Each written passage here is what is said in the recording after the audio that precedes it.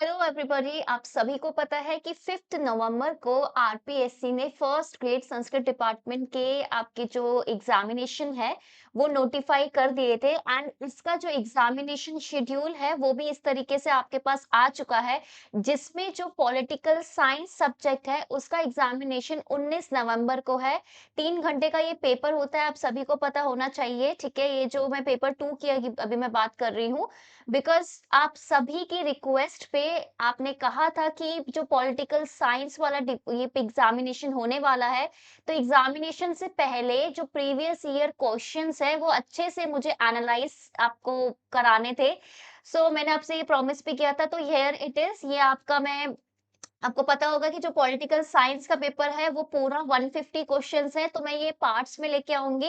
And 5 parts मैंने इसमें बनाए हैं। आज से लेकर 18 तक हम रोज 30 क्वेश्चन करके इसे कवर करने वाले हैं। इसकी जो पीडीएफ है ना वो आपके पास फ्रीली अवेलेबल होगी। ठीक है, आपके टेलीग्राम चैनल पे, जो टेलीग्राम चैनल जरूर से आप ज्वाइन कर लीजिए।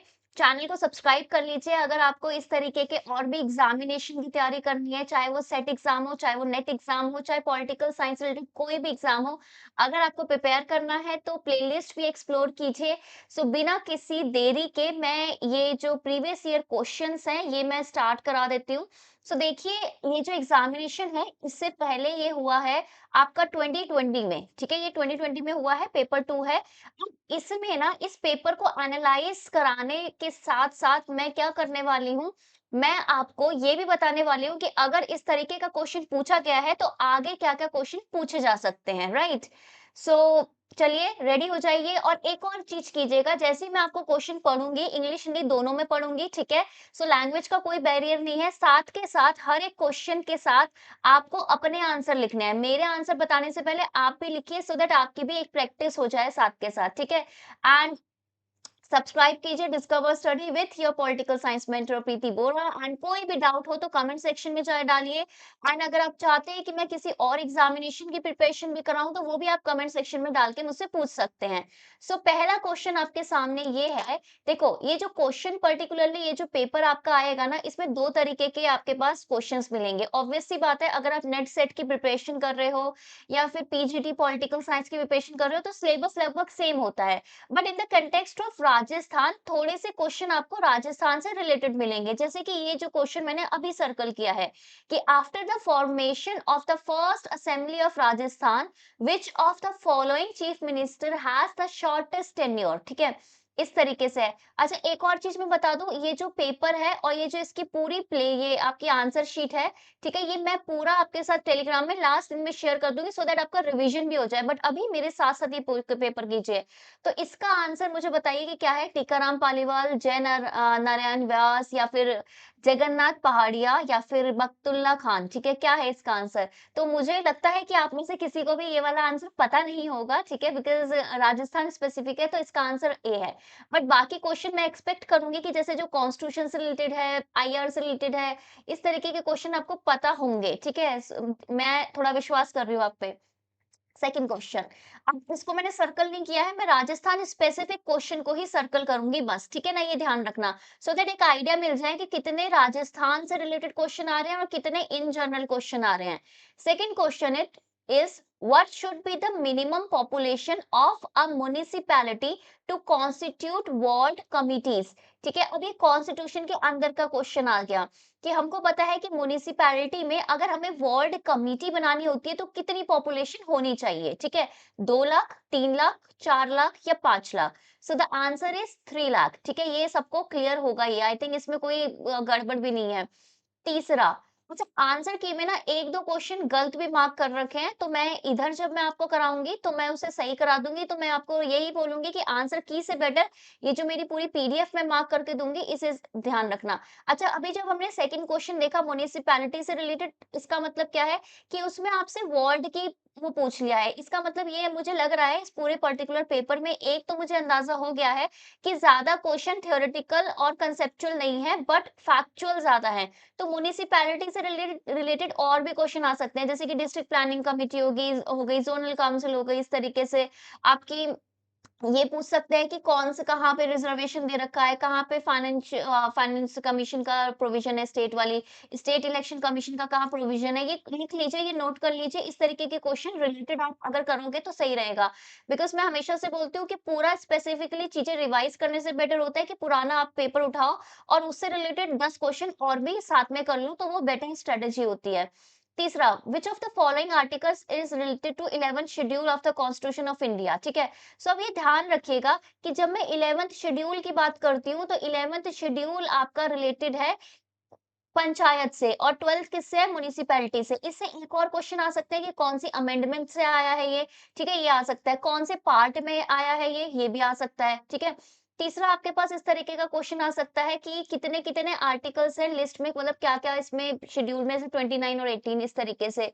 और फिर आ जाता है जैसे ये क्वेश्चन है, तो पंचायत और म्युनिसिपैलिटी के क्वेश्चन बहुत आ रहे हैं। मैंने इस पूरे अ, पेपर में देखा है, तो वो वाले एक-एक आर्टिकल्स आपको पता होना चाहिए। जैसे कि अगर 243 डी लिख रखा है फर्स्ट ऑप्शन, मुझे पता है कि इसमें रिजर्वेशन के प्रोविजंस हैं, तो ये तो बिल्कुल नहीं होने वाला, ठीक है? इसी तरीके से एचएफ लिख रखा है, इसका आंसर जी है, बट स्टिल मैं कन्फर्म कर लेती हूँ, येस, इसका आंसर जी है, 243 जी, ठीक है? इसमें है।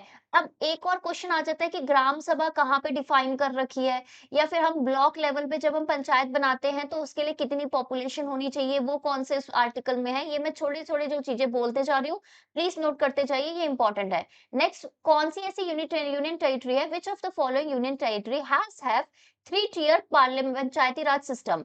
तो 3 टियर पंचायती राज सिस्टम का मतलब क्या हो गया कि डिस्ट्रिक्ट आपका, फिर डिस्ट्रिक्ट जोन में, ठीक है, फिर देन ब्लॉक में एंड देन विलेज में। तो इस तरीके से कौन सी आपके पास रहने वाली है। सो अंडमान एंड निकोबार आइलैंड्स भी याद रखिएगा कि ये वही होंगी जहाँ जो थोड़ी बड़ी होगी, एरिया वगैरह इस तरीके से, या फिर चंडीगढ़ या दादर एंड नागर हवेली एंड दामन एंड दीव। ये ध्यान रखना, अभी दादर एंड नागर हवेली एंड दामन एंड दीव ये एक यूटी बन गई है। पहले ये अलग-अलग थी, अब ये एक बन गई है। स्पेसिफिकली जम्मू एंड कश्मीर और लद्दाख से रिलेटेड भी क्वेश्चंस आ सकते हैं। सो इसका आंसर क्या है? ए या फिर 2 बताइए, ठीक है? आई वाज़ कन्फर्मिंग, ठीक है। सो हमको पता है कि दादर एंड नागर हवेली ये वाला जो है, इसमें पॉपुलेशन बहुत ही कम है, कोस्टल एरिया से छोटे-छोटे हैं। चंडीगढ़ की पॉपुलेशन डेंसिटी आप सभी को पता है बहुत हाई है। अंडमान एंड निकोबार आइलैंड अपने आप में बहुत ज़्यादा वास्ट हैं, तो दैट इज़ ए और बी इधर आंसर इसका होने वाला है। ठीक है, नेक्स्ट क्वेश्चन। ठीक है, नेक्स्ट क्वेश्चन की तरफ चलते हैं। Next question is which of the following article of the constitution of India is related to composition of municipalities, ठीक है? कि जैसे मैंने बोला था कि ग्राम सभा का कॉम्पोजिशन आपसे पूछ सकते हैं, वैसे ही कॉम्पोजिशन ऑफ म्युनिसिपैलिटीज आपसे पूछा गया है। ठीक है, फटाफट से मुझे बताइए। अच्छा, इसके साथ-साथ अगर मैंने इससे प्रीवियस क्वेश्चन में आपके इस तरीके से भी क्वेश्चन आ सकते हैं, जैसे कि दिल्ली और पुडुचेरी का अलग स्पेशल स्टेटस है यूटी का, तो उस पे क्वेश्चन आ सकते हैं। प्लीज़ इसे प्रिपेयर कीजिएगा। इसका आंसर 243 आर है, बट एक बार फिर से कंफर्म कर लूँ, yes it is right, 243 R. ठीक है। नेक्स्ट आ जाता है आपके पास question, which of the following articles of the constitution of India mentions constitution of committee, ठीक है, फॉर डिस्ट्रिक्ट प्लानिंग, ठीक है। डिस्ट्रिक्ट प्लानिंग के लिए एक अलग से कमिटी बनाई जाती है, तो वो कमिटी का प्रोविजन कौन से आर्टिकल में है? 243 Z A, Z B, Z C या फिर जेड डी, ठीक है, मुझे ये बताइए। डी है? Yes, D. मैं साथ के साथ हर एक चीज़ कन्फर्म करके बता रही हूँ, ताकि आपको कुछ गड़बड़ ना हो। एंड अच्छा, ये बहुत इंपॉर्टेंट क्वेश्चन है। चलो, अभी तक हमने 6 क्वेश्चन देखे, 6 क्वेश्चन हमारे मोस्टली कॉन्स्टिट्यूशन से थे एंड उसमें भी मोस्टली आपके पंचायती राज एंड म्युनिसिपैलिटी वाला टॉपिक था। दैट मीन्स ये वाला टॉपिक बहुत इंपॉर्टेंट रहने वाला है इस पर्टिकुलर एग्जामिनेशन में, तो ये आपका पर्टिकुलरली प्रिपेयर होना चाहिए, ठीक है? जिसमें से एक ही क्वेश्चन सिर्फ राजस्थान से रिलेटेड था, राइट? नेक्स्ट आ जाता है, which who among the following has called Indian party system as predominant parting system. So basically ये जो क्वेश्चन है, ये अगर आप यूजीसी नेट या सेट की तैयारी कर रहे हो, तो unit number 8 political processes in India से ये क्वेश्चन है। यानी कि यूनिट नंबर 7 आपका ऊपर 6 क्वेश्चन है, अब ये अलग आ गया। सो किसने कहा है कि प्रभावी दलीय व्यवस्था के रूप में, किसने कहा है कि भारतीय दलीय दलीय व्यवस्था है? बेसिकली जियोवानी सार्तोरी, आपका रजनी कोठारी, आपका मॉरिस शॉन्स या फिर आपके ग्रैनविल ऑस्टिन। सो बहुत ही इजी है ये, दिस इज सार्टोरी, ठीक है। This is Giovanni Sartori. ठीक है, 7 का 1 एग्जैक्टली। ठीक है, नेक्स्ट आ जाता है, who called India's party system as one party dominant system. किसने कहा है कि इंडिया का जो भारत का जो दलीय प्रणाली है वो एक दलीय प्रभावी व्यवस्था है। ठीक है, Rajni Kothari, Giovanni Sartori, W A Morris Jones या एरेंट लिस्फर्ड। ठीक है, इन चारों में से किसने ये स्टेटमेंट बोली है, मुझे बताइए। ये बहुत ही इजी है, इसका मैं हिंट आपको दे देती हूँ। जिसने कहा है वन पार्टी डोमिनेंट सिस्टम या वन पार्टी डोमिनेंस किसने बोला है, या फिर कांग्रेस सिस्टम इसको बोल रखा है, this is Rajni Kothari. But पीछे आंसर इधर गलत दे रखा है आंसर की में। ठीक है, 8 का इन्होंने 3 दे रखा है, but it is Rajni Kothari. ठीक है, ये ध्यान रखना। ठीक है, इसका मैं 1 कर देती हूँ, सो दैट अगर मैं शेयर करूं तो आपके पास सही इंफॉर्मेशन आए। राइट, तो इस तरीके के क्वेश्चन अगर आ रहे हैं तो आपसे और क्या पूछा जा सकता है कि इंडियन जो पार्टी सिस्टम है उसको सार्तोरी ने क्या बोला है, लिस्फर्ड ने क्या बोला है, मॉरिस जॉनस ने क्या बोला है। ये प्लीज आप खुद से कर लीजिएगा, बिकॉज इसमें इस तरीके के क्वेश्चन पूछे जा सकते हैं। Next question, who is author of the book party politics in India, the development of a multi party system. So basically multi party system की बात करी है, कहीं ना कहीं पार्टी पॉलिटिक्स इंडिया में बात करी है। एंड मैं एक हिंट दे रही हूँ, ये स्टेट पॉलिटिक्स की भी बात करते हैं। आई थिंक स्टेट पॉलिटिक्स के बारे में बात करने वाले यही सबसे मतलब प्रोमिनेंट आपके पास पर्सन होंगे। So Granville Austin, Rudolph and Rudolph, Rajni Kothari या फिर Myron Weiner. So answer is Myron Weiner. ठीक है, next, which one of the following scholars has called Indian democracy as democracy without association? निम्नांकित विद्वानों में से किसने भारतीय लोकतंत्र को साचार्य विहीन लोकतंत्र कहा है? ठीक है, लॉयड रुडोल्फ, रजनी कोठारी, प्रदीप के छिब्बर या फिर मायरॉन वीनर। हिंट ये है कि एक ये बुक है। ठीक है, ये बुक का नाम है डेमोक्रेसी विदाउट एसोसिएशन। ठीक है, ये बुक का नाम है।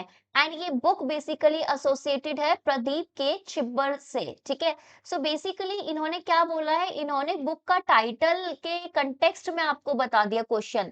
ठीक है, डायरेक्टली नहीं पूछा, बट बुक के टाइटल के कंटेक्स्ट में ये आपसे पूछ लिया है।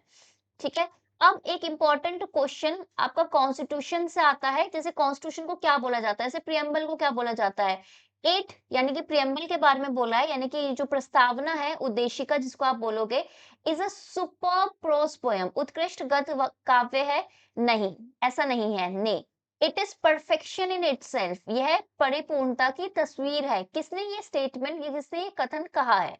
ऑल्स बार्कर, हंसा मेहता, पंडित ठाकुरदास भार्गव या फिर के एम मुंशी। सो बेसिकली ये जो इस तरीके के और भी क्वेश्चन मैं आपको बता देती हूँ कि प्रियम्बल को किसने क्या बोलते हैं, identity of the constitution, identity card of the constitution बोल रखा है, किसने बोल रखा है कि ये एक तरीके से टॉर्च बेयरर है, इस तरीके से इंपॉर्टेंट है आपका प्रियम्बल। ऐसे अलग अलग स्टेटमेंट प्रियम्बल के बारे में बोली गई है। उसमें से एक ये स्टेटमेंट है जो कि पंडित ठाकुर दास भार्गव की है। इस तरीके की और भी स्टेटमेंट आप प्रिपेयर कर लीजिएगा अभी 19 तारीख वाले एग्जामिनेशन के लिए। नेक्स्ट आ जाता है, which of the following period is known as armed truce. ठीक है, इनमें से निम्नलिखित में से किस काल को सहस्त्र सज्जित शांति का काल बोला जाता है? कोल्ड वॉर, शीत युद्ध, डिटेंटे, तनाव शैशिल्य। ठीक है, पोस्ट कोल्ड वॉर, शीत युद्धोत्तर काल। ठीक है, एंड ऑफ कोल्ड वॉर, शीत युद्धोत्तर का अंत। सबसे पहले आपको इसमें एक कंसेप्चुअल क्वेश्चन है ये, बट इतना कोई हार्ड कंसेप्ट नहीं है। आपसे सिंपल कंसेप्ट ये पूछा गया है कि भाई आर्म्ड ट्रूस का मतलब क्या है।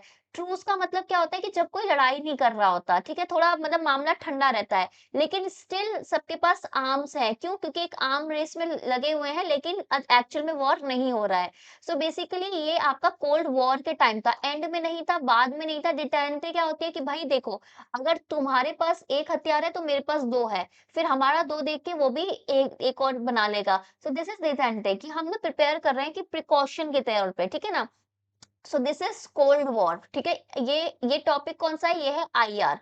अभी तक सो फार हम देख रहे हैं कि राजस्थान वाला पेपर है, लेकिन अभी तक 12 क्वेश्चन में सिर्फ एक क्वेश्चन राजस्थान स्पेसिफिक आया है।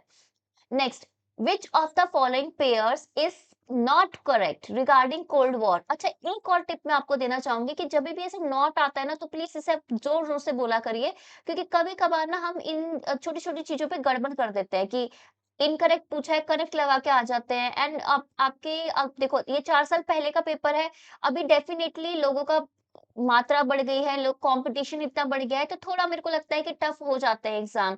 सो आप ना प्रिपेयर रह के चलिए कीजिए। यूएस ने स्पॉन्सर किया था Bay of Pigs invasion in Cuba. Cuba वाला इन्वेशन की बात हो रही है 1961। क्या ये ईयर करेक्ट है? सो देखिए, अभी भी यहाँ पे आईआर से सिर्फ फैक्चुअल क्वेश्चन पूछे जा रहे हैं। अमेरिका ने इंटरवीन किया था वियतनाम में 1954 से 75, वो जो वियतनाम वॉर की बात हो रही है। नेक्स्ट आ जाता है क्यूबा का मिसाइल क्राइसिस 1962 में। ये तो बहुत ही फेमस है, सबको पता है, ये तो सही है, तो ये गलत नहीं है, right, this is not wrong. ठीक है, नेक्स्ट आ जाता है American intervention in the Dominican Republic. की डोमिनिकन रिपब्लिक ऑफ कहाँ होती है? कॉन्गो। ठीक है, दिस इज कॉन्गो। ठीक है, सो 1968। तो मुझे बताइए कि इनमें से क्या चीज आपकी गलत मार्क कर रखी है? सो आंसर यही है डी वाला, क्योंकि ये 1968 नहीं है, this is 1965।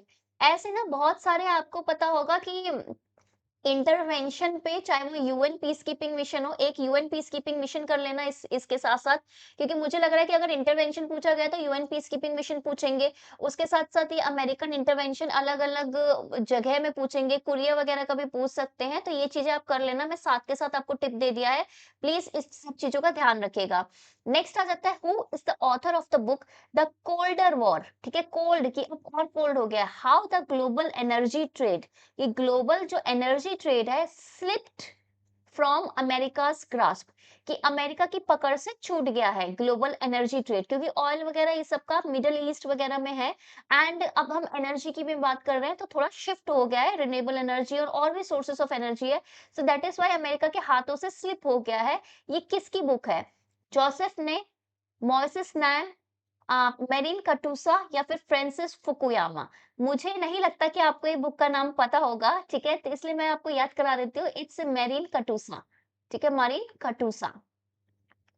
Next, who among the following has argued strongly that the deterrent policy of the United States of America can be effective only if there is an actual will to carry out threatened nuclear retaliation together with actual capacity to achieve assured destruction? So basically ये एक speech है। ठीक है, ये speech का part आपसे पूछा गया है। जब भी आपका कोल्ड वॉर हुआ था, तो बहुत सारे इन्फ्लुएंशियल स्पीचेस हैं, तो उसका ना एक आप ना मैं आप मुझे याद दिला दीजिएगा, मैं आपके साथ शेयर कर दूंगी। उसमें से क्वेश्चन आते हैं, ठीक है, उसमें से बहुत बार रिपीटेडली क्वेश्चन आते हैं हर एग्जाम में। निम्नलिखित में से किसने दृढ़ता पूर्वक यह तर्क दिया था कि संयुक्त राज्य अमेरिका की निवारक नीति, ठीक है, केवल तब प्रभावी हो सकती है जब आश्वस्त विनाश करने के लिए वास्तविक क्षमता के साथ खतरनाक परमाणु प्रतिशोध को पूरा करने की वास्तविक इच्छा हो? Douglas MacArthur, George S Patton, James Baker या फिर रॉबर्ट नमारा? मैं बता दूं, ये डिफेंस सेक्रेटरी थे, ठीक है, and the name is Robert McNamara, McNamara, ठीक है, मैकनमरा, सॉरी। नेक्स्ट, अब यूएन से रिलेटेड बहुत सारे क्वेश्चंस आते हैं। मैं क्वेश्चन के साथ साथ ये जो आपको टिप्स दे रही हूँ ना, प्लीज इसे ध्यान रखिएगा कि किस तरीके के क्वेश्चन आते हैं। यूएन के पीस कीपिंग मिशन, पीस से रिलेटेड क्वेश्चन आएंगे, पीस कीपिंग मिशन, उसमें इंडिया का रोल, इससे क्वेश्चन आएंगे। अब जैसे इसमें दो क्वेश्चन आए, देखो सेम पेपर में दो क्वेश्चन पीस बिल्डिंग पे आ गए। The Uniting for Peace resolution was adopted by United Nations in, संयुक्त राष्ट्र द्वारा शांति के लिए एकता प्रस्ताव स्वीकार किया गया था कब? 1950, 1953, 1952, 1949? कब किया गया था? It's 1950। ठीक है, next, when the United Nation Peace Building Commission was established, United Nation की एक पीस बिल्डिंग कमीशन है पूरी की पूरी, कब आई थी वो, किस वर्ष में आई थी? 2003, 4, 5 या 6? बताइए। आंसर यहाँ पे है 2005। ठीक है, ये ध्यान रखिएगा।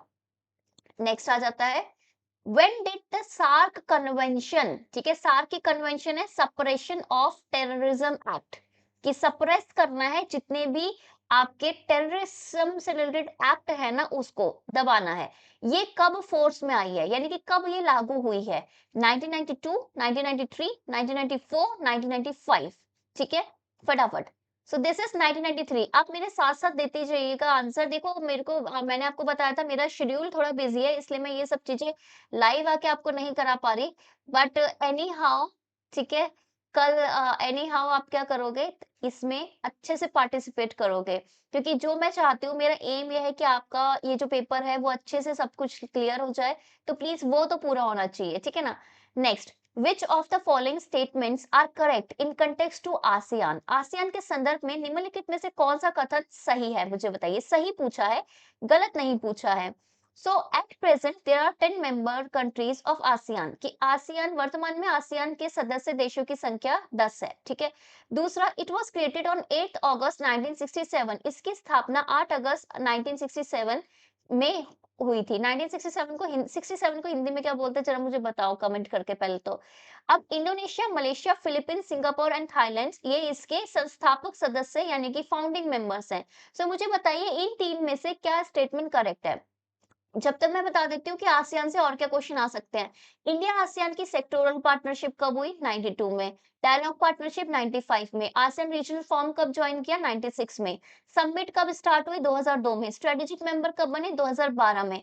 फिर इंडिया और आसियान का हमने ट्रेड इन गुड्स कब हुआ? आई थिंक 2009 में है। फिर trade in services and investment कब हुआ है? 2011 में कि 15 में, मुझे बताइए कमेंट करके। सो ये कुछ फैक्चुअल डेटा है इंडिया और आसियान से रिलेटेड, ये आपसे पूछा जा सकता है। ठीक है, सो इसमें सारे ही चीजें सही हैं, ठीक है। और जो मैं एक्स्ट्रा चीजें बता रही हूँ, नोट साथ साथ करते जाइए, एक पेन कॉपी रख लीजिएगा। अगर आज नहीं है तो कल से रख लीजिएगा, और आज भी इसको पेन कॉपी के साथ दोबारा देखना है आपने। Which of the following countries has proposed the idea of establishing non-aligned movement center for South Technical Cooperation? हमारे पास नाम क्या रिलेटेड क्वेश्चंस है, लेकिन इसमें नाम के रिलेटेड क्वेश्चन डायरेक्टली नहीं पूछा हुआ, यानी कि नाम बहुत इंपॉर्टेंट है जब भी हम फॉरेन पॉलिसी की बात करते हैं। So basically this question is from foreign policy, आपका ये आईआर का नहीं है। ठीक है, तो नाम का हमने बोला कि देखो साउथ साउथ हम कॉपरेशन कर रहे हैं, लेकिन इसका टेक्निकल कॉपरेशन के लिए किसने प्रस्ताव रखा कि ऐसे एक ना होना चाहिए, मतलब एक ऐसे एस्टेब्लिशमेंट होना चाहिए। सो इंडिया, इजिप्ट, इंडोनेशिया या फिर आपका हो गया क्यूबा, किसने प्रस्ताव रखा? So the correct answer here is Indonesia. ठीक है, नाम के कंटेक्स्ट में आ सकता है, कितने मेंबर थे, कौन सी डायलॉग था, जैसे बांडुंग कॉन्फ्रेंस आपसे पूछी जा सकती है। ठीक है, इसके अलावा ऐसे मतलब कॉन्फ्रेंस वगैरह आपसे पूछ लिया, समिट पूछ लिया, ये सारी चीजें पूछी जा सकती है। Who is the author of the book making India great, the promise of a reluctant global power? ठीक है, ये एक बुक है, इसका ऑथर मुझे बताइए, लेखक मुझे बताइए। आयन हॉल, शिव शंकर मेनन, निरुपमा राव या फिर Aparna Pande? So here the answer is Aparna Pande. So ये इस तरीके की जो क्वेश्चंस है ना, इस तरीके की बुक्स वो बहुत सारी आपसे पूछी जा सकती है। ये कुछ इस तरीके के क्वेश्चन होते हैं कि अगर आपको आते हैं तो आते हैं, नहीं आते तो डोंट वरी, क्योंकि बहुत लोगों को नहीं आएंगे।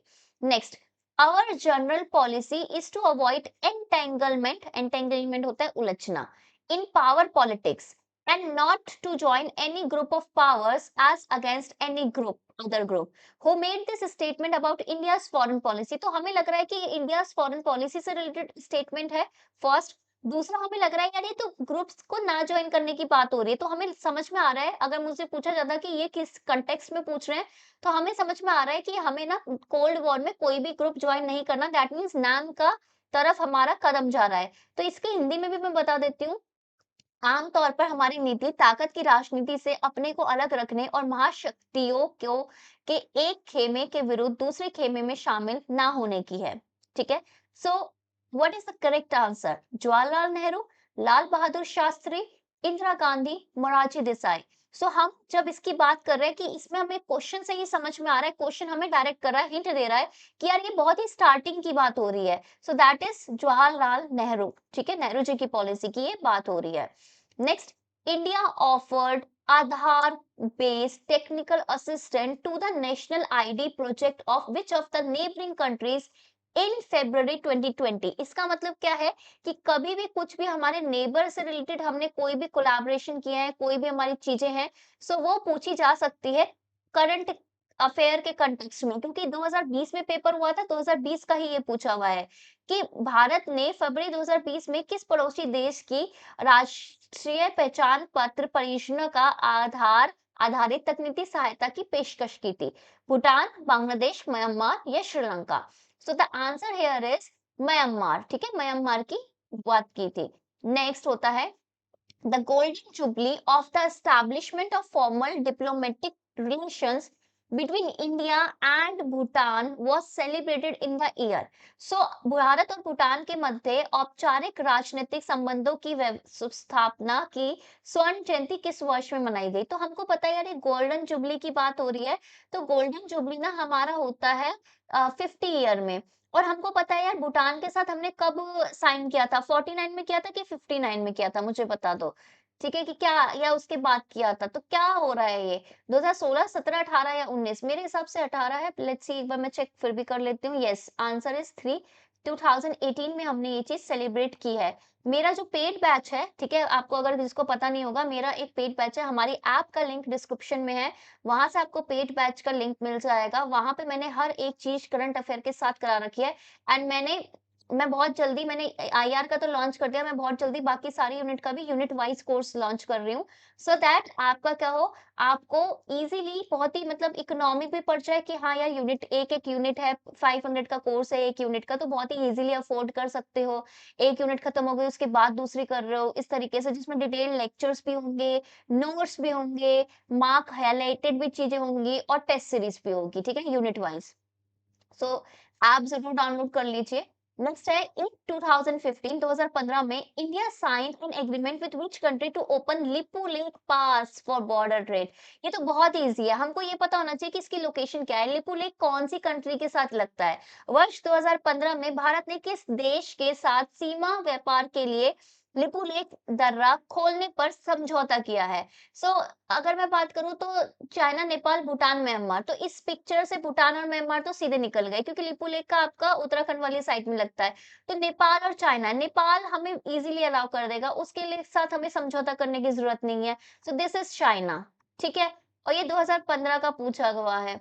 Next, the border road organisation of India has completed 220 kilometre long Zaranj Delaram road, इसे वैसे आप डेलारम जारांश रोड बोलते हो, इन विच कंट्री? भारत के सीमा सड़क संगठन ने किस देश में 220 किलोमीटर लंबे जरांश डेलारम सड़क परियोजना को पूर्ण किया है? ईरान, अफगानिस्तान, नेपाल या फिर भूटान? ठीक है, इनमें से क्या है? सो हमको पता है चाबार प्रोजेक्ट, आपको पता है ईरान है। ठीक है, ईरान से हम चाबार प्रोजेक्ट की बात कर रहे थे, एंड उसके बाद हमने बोला था कि यार यहाँ से शिप तक आ जाएगा चीजें, और फिर आपका एक रोड लिंक हमने बोला था देलारम जारंज। तो ये कहाँ पे था? ये अफगानिस्तान था। ईरान, अफगानिस्तान, इंडिया को कनेक्ट करने का ये चीजें है, ये ध्यान रखना। ठीक है, नेक्स्ट हो जाता है, which of the following pairs is not correct as described by David Easton in the context of modern historical political writings? ठीक है, आधुनिक इतिहासवादी राजनीतिक लेखन के संदर्भ में डेविड एस्टन द्वारा वर्णित निम्नलिखित में से कौन सा युग्म सही नहीं है? इंस्टीट्यूशनलिस्ट यानी कि संस्थावादी, क्या चार्ल्स एल मैकलम ये क्या संस्थावादी हैं? है तो ठीक है, नहीं है तो नहीं है। ठीक है, हमें गलत बताना है। ठीक है, नेक्स्ट आ जाता है अंतक्रियावादी यानी कि इंट्रैक्शनलिस्ट, एलन क्या ये इस कैटेगरी में आते हैं? अगर है तो ठीक है, नहीं तो हमारा ये सही आंसर है। भौतिकवादी मटेरियलिस्ट, डनिंग, एंड लास्ट मूल्यवादी वैल्यू राइटर, सेबाइन। सो मुझे बताइए किस में आ जाएगा? So this is GS Sabine. ठीक है, जीएस सेबाइन है, ये सेबाइन इस कैटेगरी में नहीं आते। नेक्स्ट, क्वेश्चन से रिलेटेड कोई भी अगर आपको डाउट है तो आप कमेंट सेक्शन में डालिए, लाइव चैट में नहीं, प्लीज कमेंट सेक्शन में डाल दीजिएगा, सो दैट मैं जब इकट्ठे सारी चीजें देखूं तो मेरे को पता हो कि अच्छा ये डाउट्स है, ये क्लियर करने हैं। Political theory is neither reductionist, ठीक है, राजनीतिक सिद्धांत ना तो न्यूनतावादी है, behavioural science not opinionated ideology, ना व्यवहारवादी और ना ही कट्टरवादी विचारधारा है। This is the critical study of the principles of right order in human social existence। यानी कि यह मानव समाज अस्तित्व में सही क्रम के सिद्धांतों का आलोचनात्मक अध्ययन है। इसका मतलब क्या है? यहाँ पे जो ये स्टेटमेंट है, ये कथन किसने कहा है हमसे पूछ रहे हैं, डांटे जर्मिनो, कार्ल जास्पर्स, कार्ल पॉपर या जे जी आपका गनर? इसमें हमें ये क्वेश्चन पूछ रहे हैं कि आप पॉलिटिकल थ्योरी को जो बोल रहे हो ना कि रिडक्शनिस्ट है, बिहेवियरल साइंस से ओपिनियटेड है, ये ऐसा कुछ नहीं है, ये बहुत इंपॉर्टेंट है। यानी कि जो भी ये आपका आंसर है, वो सपोर्ट करते हैं क्या? Revival of political theory. Decline of political theory मैंने ऑलरेडी आपको पता है। हमने डिक्लाइन ऑफ पॉलिटिकल थ्योरी की बात कर रखी है एंड मैं ना ऊपर ना आई कार्ड में ना सारी लिंक्स डाल दूँगी जो-जो मुझे लगता है कि इम्पोर्टेंट अगर कोई थ्योरी है उससे रिलेटेड कोई वीडियो है तो, ठीक है ना? दिस इज़ डांटे जर्मिनो, ठीक है? जर्मिनो की बुक है। Next, the main assumption of which of approach is that thinkers and writers are the product of their time. ठीक है. So, निम्नलिखित में से किस दृष्टिकोण का यह मूल विचार है कि विचारक और लेखक अपने समय के उत्पाद होते हैं, कि अपने समय में चीजें बात करते हैं। टेक्सचुअलिस्ट यानी कि पाठ्यवादी, कंटेक्चुअलिस्ट यानी कि संदर्भीयवादी आपके लोग, ट्रेडिशनलिज्म यानी कि परंपरावादी और पोस्ट मॉडर्निस्ट उत्तर आधुनिकतावादी।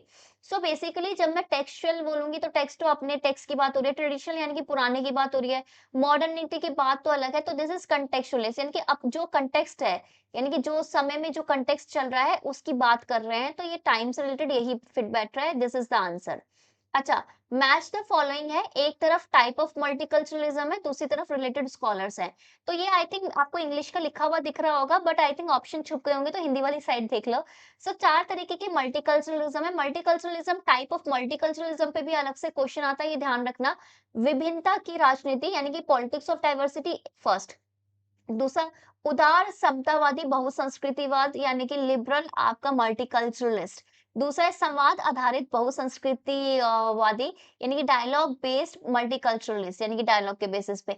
इच्छा स्वतंत्रतावादी बहुसंस्कृतिवाद यानी कि डिजायर लिबरलियन मल्टीकल्चरलिस्ट। मैं सारे जितने भी लेक्चर्स है ना, जो जो इसमें कंसेप्ट आ रहे हैं वो मैं आई कार्ड में डाल दूंगी लास्ट में, सो दैट आप सारे लेक्चर्स देख लें। इससे आपका ना पूरा प्रिपेयर हो जाएगा कि अच्छा यार ये पेपर हमने करा था एंड इसके हिसाब से हमने सारे कंसेप्ट कर लिए हैं। विल किमलिका, भिकू पारेख, चंद्रम कुलकथास और आइरिस मैरियन यंग। मुझे बताइए क्या है इसका आंसर? सो सबसे पहले तो मुझे इसमें ना आपने बहुत सारे ऐसे लोग होंगे जिन्होंने सिर्फ आई थिंक विल किमली का ही नाम सुना होगा।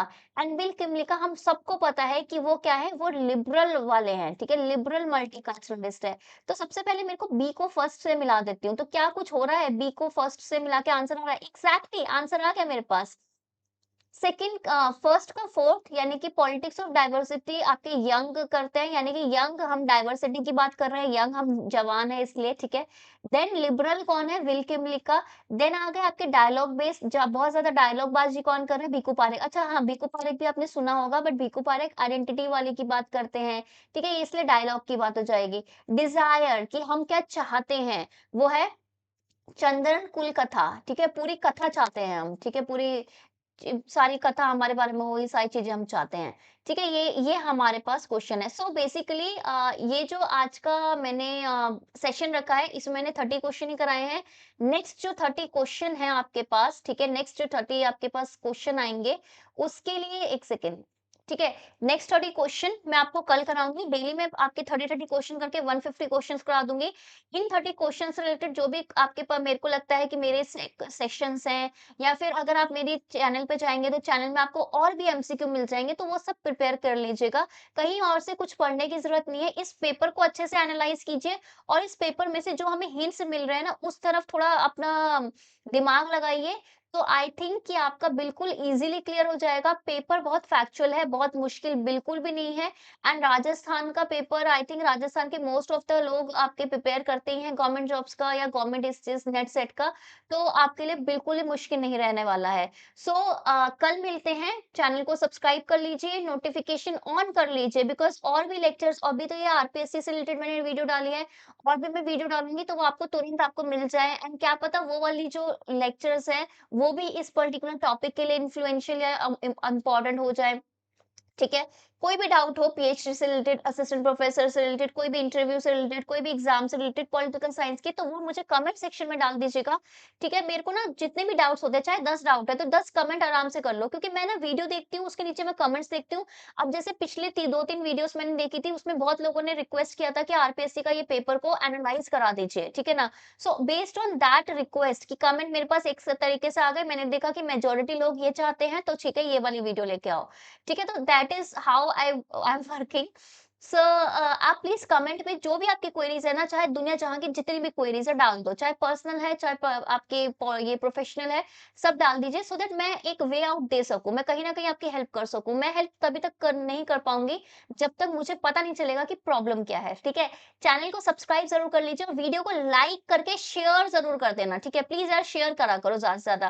क्योंकि शेयर करते हैं, सब लोग पूछते हैं, एक कम्युनिटी बनती है, हम आपस में क्वेश्चंस पता चलते हैं, आपस में हमें पता चलता है कि कौन-कौन से फॉर्म आ रहे हैं, कौन-कौन से पेपर आ रहे हैं, तो वो बहुत सबके लिए बेनिफिशियल होता है, ठीक है?